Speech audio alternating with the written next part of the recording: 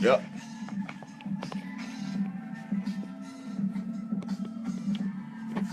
All right.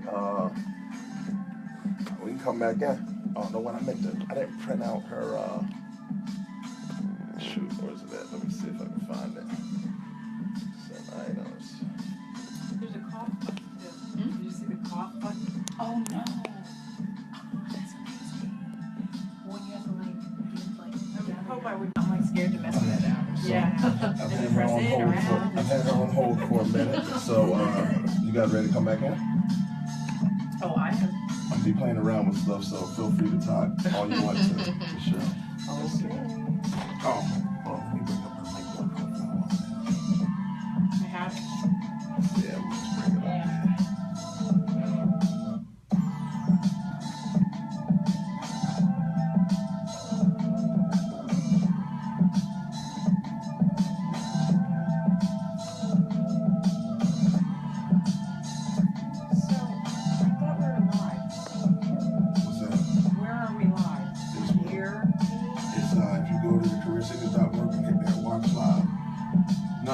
You got to go to careerseekers.work. Yeah. The actual. All right, we're coming back. All right.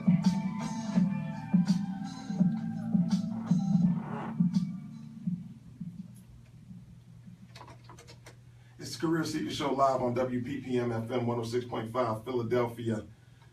Thank you for holding on and coming back. With us today, we have Miss Cheryl Palmer of Call to Career. Cheryl, are you with us? I'm here. Excellent, excellent. Cheryl, you know what that means? That means I finally have learned how to work the phones here in the studio. Yes. So, that's exactly what that means. Hey, Cheryl. So, Hi, how are you? Cheryl, I have Tiffany Southerland and Alberta Bertolino with us here today. This Career Seeker team, Will Martin, our videographer. We can't see you because you're calling from the nation's capital. Am I correct? I am calling in, and I am happy to be here. Excellent, excellent. You know, I have to say that when I viewed your LinkedIn profile, I was telling our listeners earlier that the way we came in contact is because we were in a few Monster articles together for Monster.com. But I'm looking here and I see, you know, you're the Yahoo career expert. I saw you on Fox News. Some other accolades here as well as I look through your LinkedIn profile. But the one thing that really stands out to me, Cheryl, is that you're a graduate of the University of Maryland at College Park. Yes. She's a terrapin. Cheryl is a terrapin. I love it. I love it. That was our point of connection. That was our point of connection.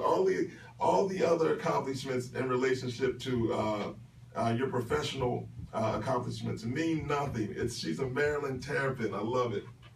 I love it. So listen, you have some exciting things going on. Would you share with our listeners a little bit about yourself and a little bit about your organization?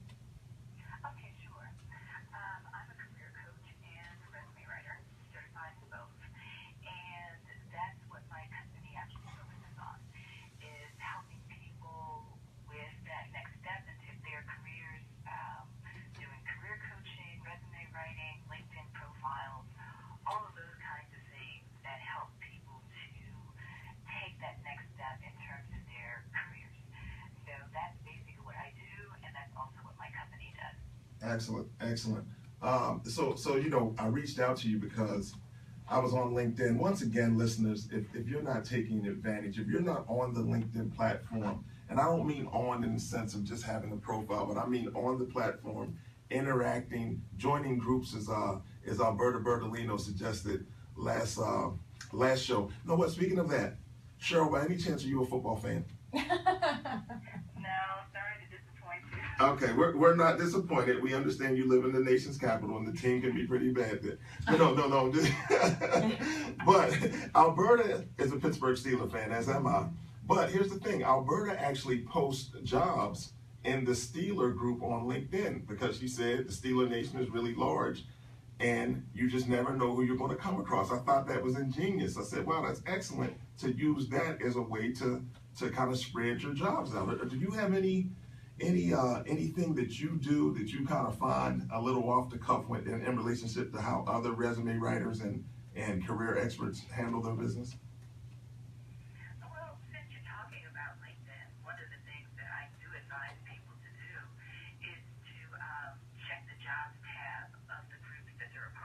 Yes. Right. A lot of people check the jobs tab at the top of every page, but they don't think that the groups actually have a different tab. It's still called jobs, but it's different, and there may be some different listings there.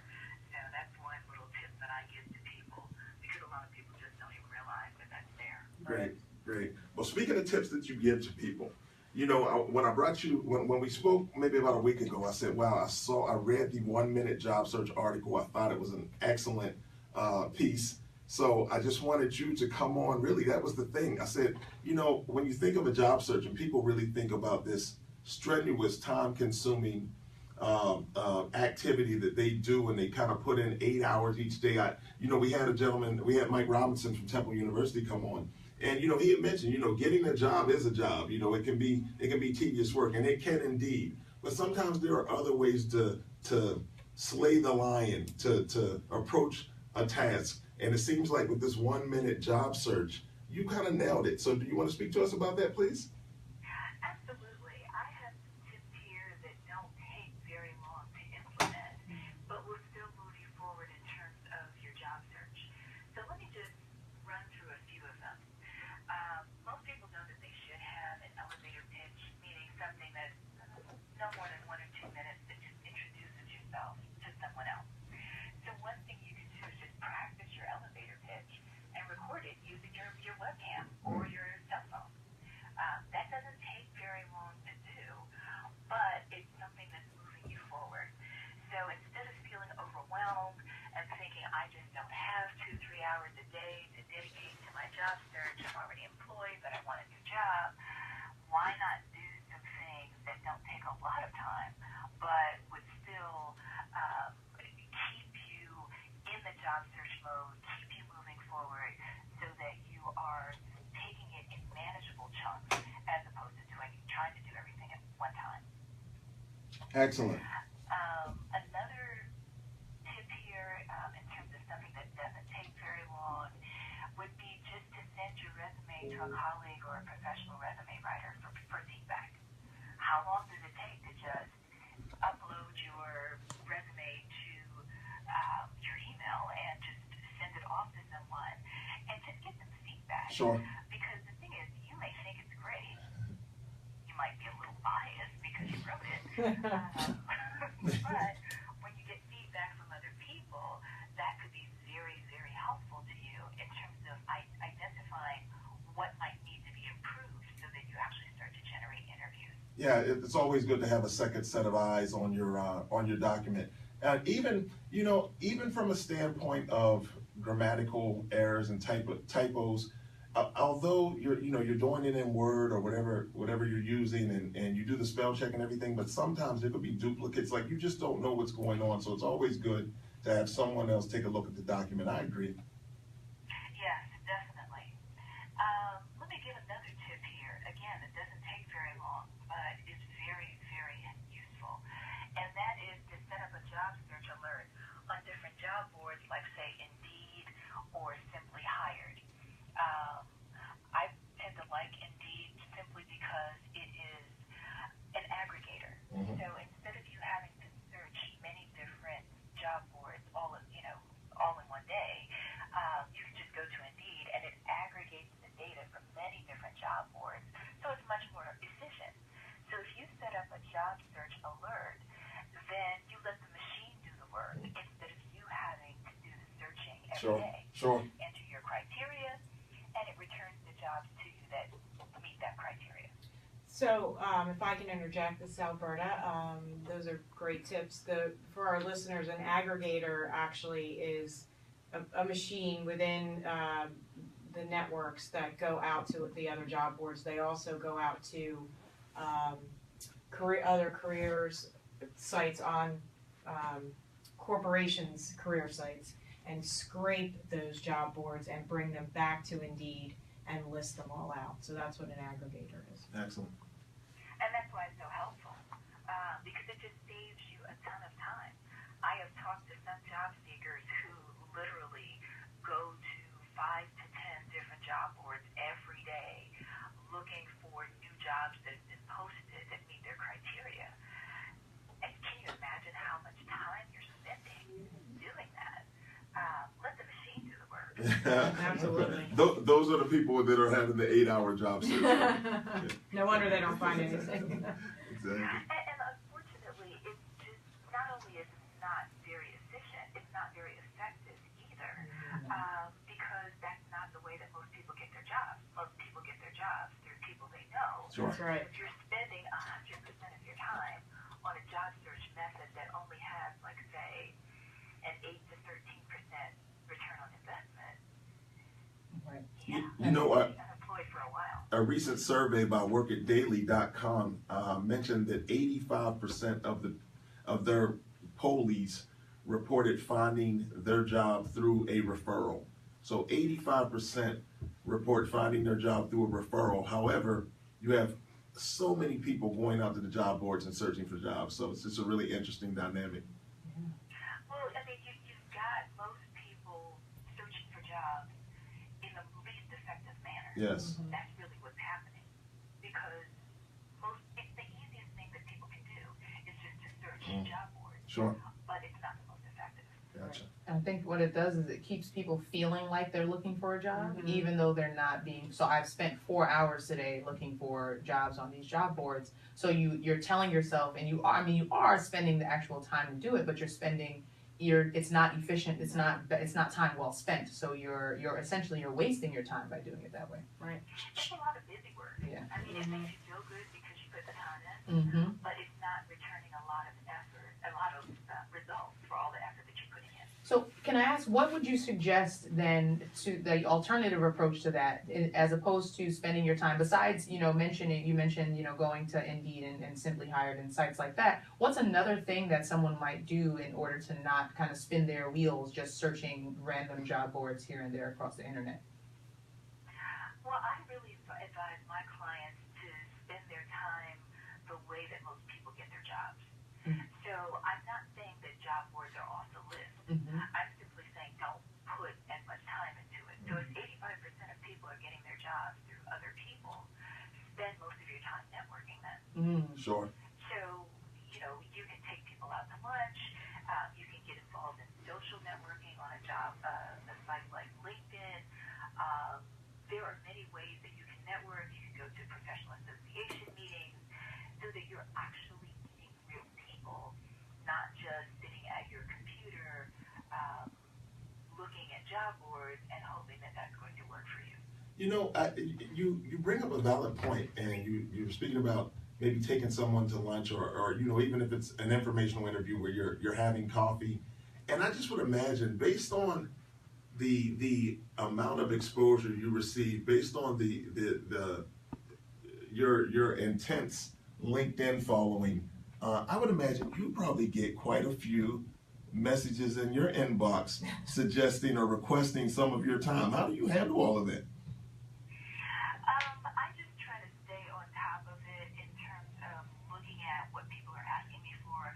If it's simply a request to become a connection, that just takes a couple of seconds. Sure. Click the button and keep on going. But other times I get people who want me to forward their request to somebody else in my network. Okay. I get that on a fairly regular basis. If I can help, I do. Of course. I don't take a whole lot of time with it. If I can forward the message along, I just forward it. But I think it's very critical to come up with strategies for being able to stay on top of social media because it can in fact consume you. Absolutely. Yes, indeed. I have to ask this question. So we took a poll during our first week, maybe our second week actually, our second show. So 2 of the 3 recruiters on the Career Seeker team will not accept your invite if you do not have a picture. If you do not have a photograph, Tiffany Southerland will not accept your invite, and Alberta Bertolino will not accept your invite. How do you feel about that, Ms. Palmer? I am leery of people who don't have a photo, but I don't use that as my only criteria. Okay. I also look at how many connections they have. So if it says 0 connection Sure. and they have no photo, You wonder how they found you. But everyone has to start somewhere, right? Yeah. That's what they say. Right. Right. with family and friends, Sure. at least you get up to You hope anyway. Right. Or you start reaching out to people who you don't know at all. Right. And then you just have this standard default invitation. Please accept my invitation to join my network. No, put time and effort into it. It takes Great. 2 more minutes to think of something thoughtful and just to add an extra line or two to just say, you know, why do I want to connect with you? So what's going on with Call to Career? What do you guys have new and exciting going on? Well, right now I have made a connection with another resume writer, and so Excellent. she is sending me work for federal resumes. Okay. Wow. I want to Okay. deal with that piece of it. Sure. So that's kind of nice to, have that connection there. Excellent. Of course, it's the new year, so as you can imagine, I'm busier. Yes. Think about it. What is one of the number one resolutions for the new year, other than losing weight? You got it. To get a job. Make more To money or get a new Make more job. money or get a job. Mhm. People think new year, new job. Mhm. Can't continue to do it like this. I need to move on. And so definitely I'm getting more people who are connecting with me saying, look, I really need your help. Can you assist me with career coaching? I really need a refresh on my resume. My LinkedIn profile is just not attracting people. Can you help me? You know, So those are a couple of things. excellent. So listen, we really appreciate your time with us today here at the Career Seeker Show. And I wanted you to let our listeners know how to get in contact with Cheryl Palmer. Absolutely. They can call me at my toll-free number, which is 877-743-9521.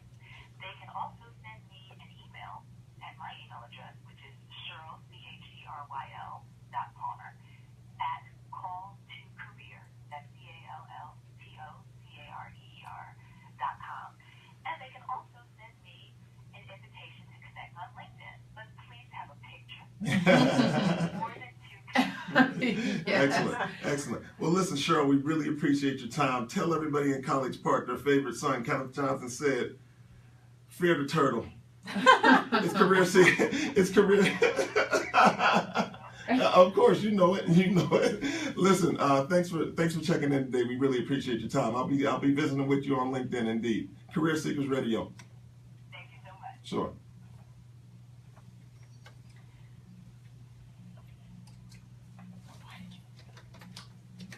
Why did you cut her before? Because I want to talk about the 50 jobs. Okay. I sent that to you guys this Hey, morning. Yeah. questions for and everything. No, it's 4:48, but we have 12 minutes. Yeah. Okay. See, you know what? She's not getting mad. We gave more time to I Mr. Robinson last week. I told her that, I gotta make sure it makes it up, that about 15 minutes. Yeah. Oh, So I told her like 10 to Okay. 15 minutes, yeah, Yeah, so she should be Just surprised. curious how your mind works. Yeah, no, I appreciate you asking questions. Trust me, if I didn't have anything else to talk about, I'd be like, Cheryl, so Yeah. how many kids you got? You know, like, what's going on? It's funny because I sent her a LinkedIn request. Me And I too. sent her and I said, hi, looking forward to I talking with didn't. you. But see, you don't have to. You have more capital, right? You have more social LinkedIn capital than I do. No, I Yes, don't. you do. Yes, No. you do. No. Did she connect? Yeah. Oh, okay. Yeah. I don't know if she did. I need to call. I want to actually talk to her about like my career. Okay. Oh, that's So, do you guys have something to talk about with this 50 I jobs? 50 actually, jobs? I had a few points. Okay.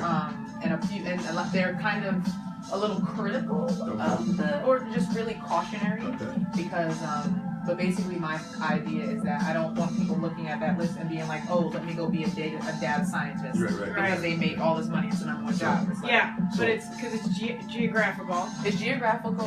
It's level. skill set. Yeah. It's level. There's so many Absolutely, different yeah. things, and it looks Do all your sexy. research around that. Right. Great. Right. So, Yep. all right. So, because we're going to be sitting on about 10 minutes. So we're probably maybe at 6 minutes of discussion about that, and then we'll go to our outro, probably at 3 of, so they can get the call signs in.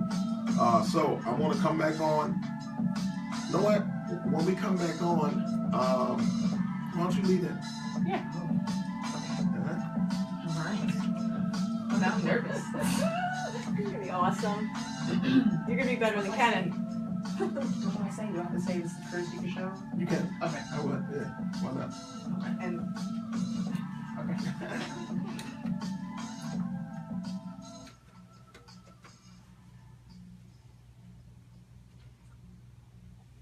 Welcome back to the Career Seekers Show. This is Tiffany Southerland, Tiff South on social media with 2 F's, with Kenneth Johnson and Alberta Bertolino. And we are going to talk a little bit about an article that we came across on Glassdoor about the 50 best jobs in America.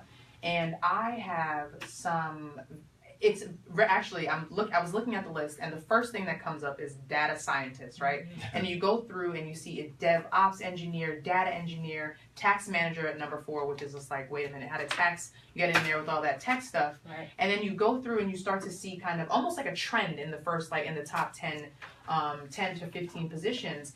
But we wanted to just talk quickly about seeing lists like this when you see 50 best jobs, 50 best companies, and just, just talk a little about that. One of the things that I think is really good about this list is that it gives you a kind of broad overview of a lot of things that are out there, a lot of types of jobs and job titles that you might not otherwise think about. But at the same time, there are some things that you want to be careful about when you see these kinds of lists. So I just want to talk a little bit about that. Alberta, do you have any thoughts?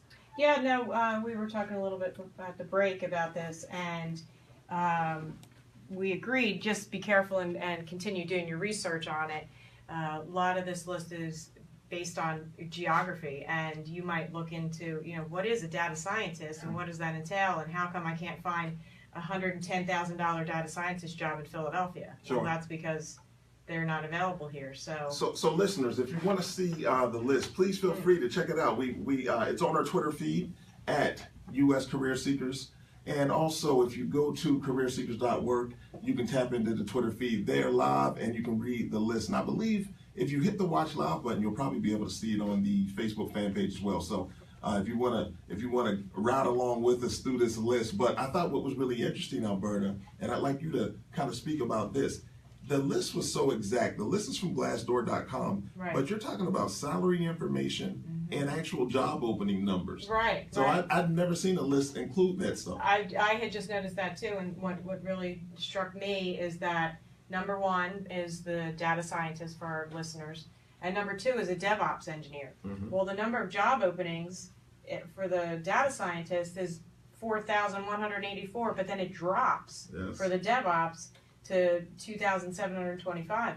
Well, from my research and what I've seen, the DevOps are far more in demand than the data scientists. So, I should have done my own research before we're talking about this. What exactly do these job descriptions look like, and what is a data scientist versus, Right. I think one of the things that I'm always cautious, because I looked at this and I was almost immediately suspicious, and I don't know if that's so immediately I was like, 4,000 jobs, $100,000. What are y'all talking about? Yeah, right. So what I did was I sort of clicked in and started to scroll through some of the actual job titles, because a lot of times what happens is a lot of companies call different jobs the same job different things. Gotcha. So that might speak to why the DevOps might only have 2,000, but a company might call it something completely different. Right. So you really have to do your research and don't just jump on, because their data scientists have, this number of jobs, I want to be a data scientist now. Well, let's take several steps back.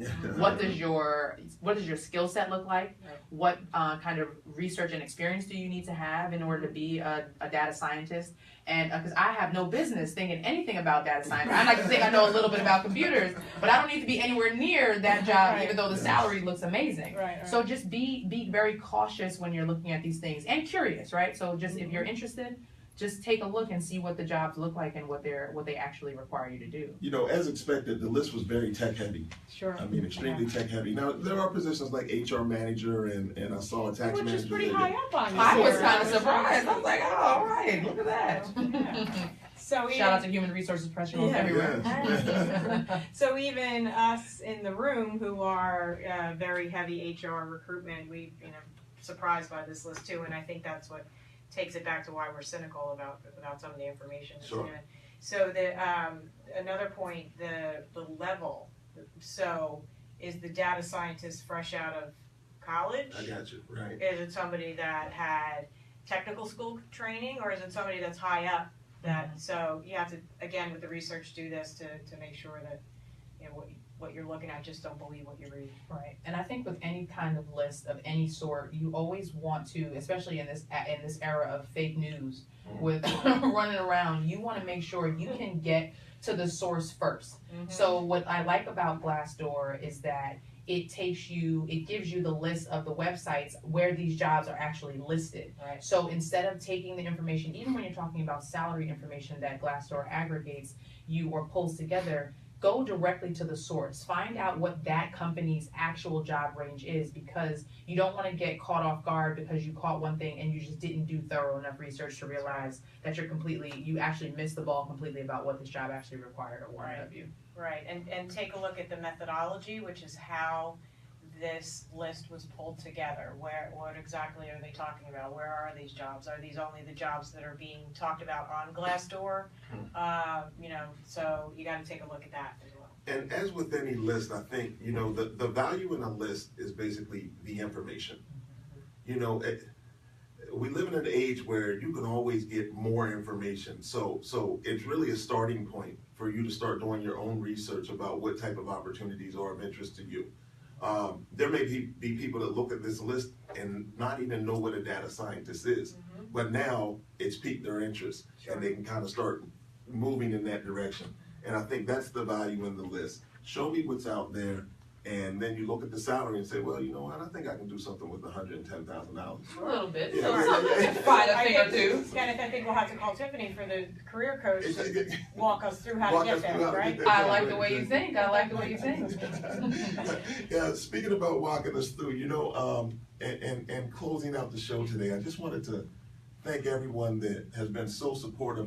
Tiffany and Alberta, I haven't had the opportunity to have this conversation with you, but I just have received so much support from all over. I mean, it's through the Facebook Live feed. I've received support from people all over the country just saying, wow, I really enjoy what you're doing. I think you guys are onto something here. And of course, they always say, and I love the two ladies on the show.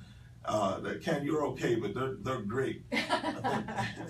But yeah, so I just wanted to say thank you to everyone for kind of locking in with us. I don't know, are you guys getting some positive feedback as well? I am. I think the coolest thing was being able to talk to people who listened to last week's episode, and when we talked about LinkedIn, and they were like, "Oh, I'm going to look at my LinkedIn. I'm actually looking at my LinkedIn right now because of the things you're talking about." So it's been pretty cool to hear that kind of in that live feedback from people. Absolutely, yeah, and so we also, Kenneth takes the time to put it out there on YouTube as well, so I've been spreading that around and making sure that people are watching, and I have gotten some really good feedback, so we gotta keep it moving. Make sure I look video ready as well as studio ready for the radio. So if you have a different suggestion on what we should be wearing. Listen, we do it for you. It's the Career Seeker Show live on WPPM LP Philadelphia. We really appreciate you guys checking in every week. I know that there are other places that you could be. There are other things that you could be doing, but we just appreciate you spending this time with us. So once again, we thank you. And to the people at Philly Cam, we thank you for letting us do this thing every Wednesday, 4 o'clock. We'll be back next week with a good friend, Daryl Anderson of MyFirstRealJob.com. I'm looking forward to having Daryl come out and do what he does. It's the Career Seeker Radio Show. Thank you. Have a good week. Bye. Okay, is it a wrap? It's a wrap, Gold. Yes, sir. All right.